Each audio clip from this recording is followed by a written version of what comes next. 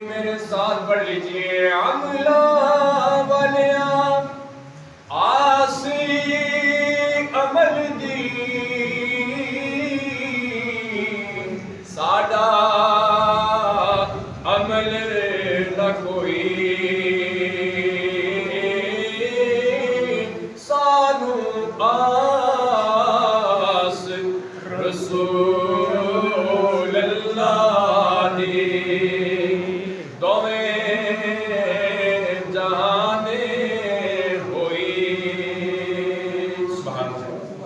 ہمیں اپنے اعمال پر فخر نہیں، ہم تو کہتے ہیں کہ ہمیں اللہ کے رسول کا آسرا ہے دنیا میں بھی آخرت میں بھی، اور ہم اس گھڑی کا انتظار کر رہے ہیں اللہ جب ہم قبر میں جائیں تو حضور سرور کائنات صلی اللہ علیہ وسلم کی زیارت ہو، آقا کریم صلی اللہ علیہ وسلم کے والضحا والے چہرے کی زیارت ہو،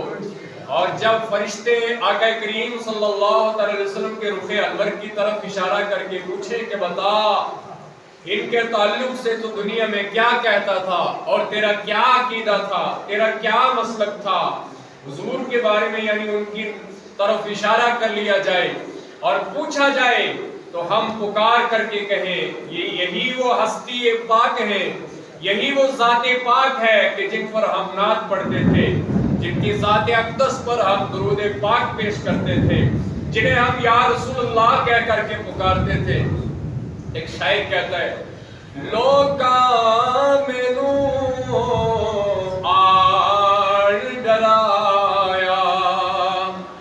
لوکاں مینوں آڑ ڈرایا، رات قبر دی کالی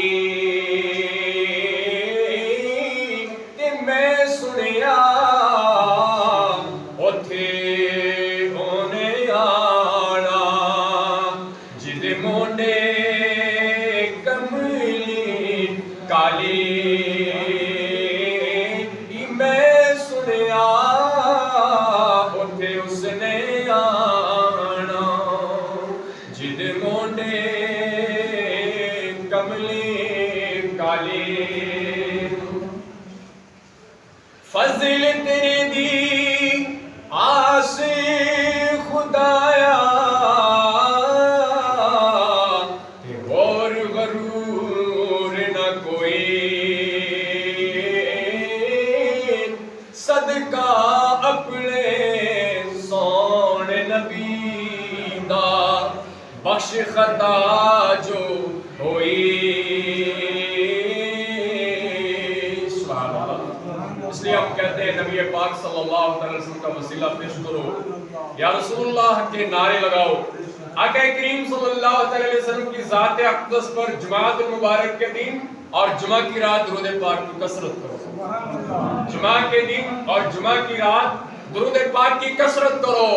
نبی پاک صلی اللہ علیہ وسلم کا فرمان عالی شان ہے کہ جس نے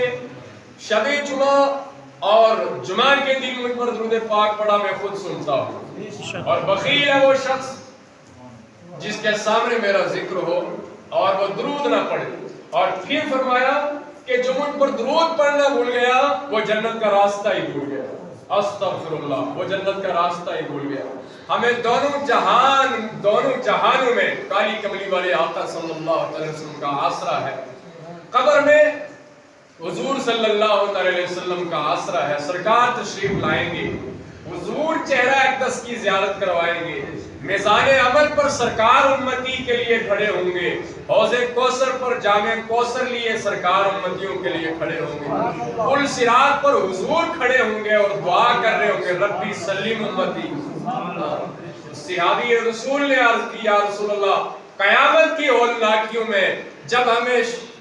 آپ کی ضرورت پڑے یا رسول اللہ آپ کہاں ملیں گے؟ فرمایا حوض کوثر پر۔ یا رسول اللہ وہاں بھی نہ ملے آپ تو کہاں دوڑے، کہاں تلاش کریں؟ تو فرمایا میزان عمل پر۔